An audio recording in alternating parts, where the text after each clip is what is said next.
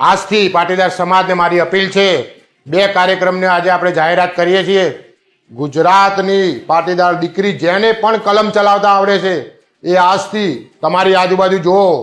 તમારી આજુબાજુના ધારાસભ્યો, કોર્પોરેટરો, અધિકારીઓ, પોલીસ, રેવન્યુ, જ્યાં પણ ભ્રષ્ટાચાર ચાલે છે એ લોકોના વિરુદ્ધમાં તમે એક લેટર લખો, તમે મેલ કરો પ્રાઇમ મિનિસ્ટરને.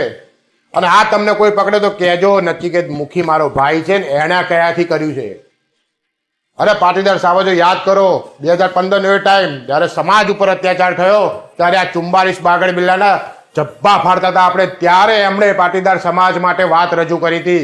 આજે ફરીથી એ સમય આવી ગયો છે.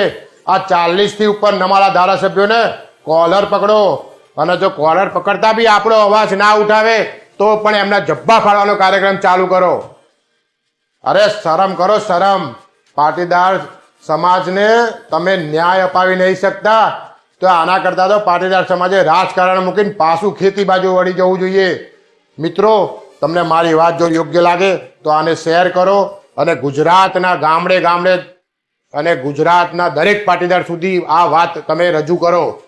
જય હિન્દ, જય ભારત, જય સરદાર, અસ્તુ.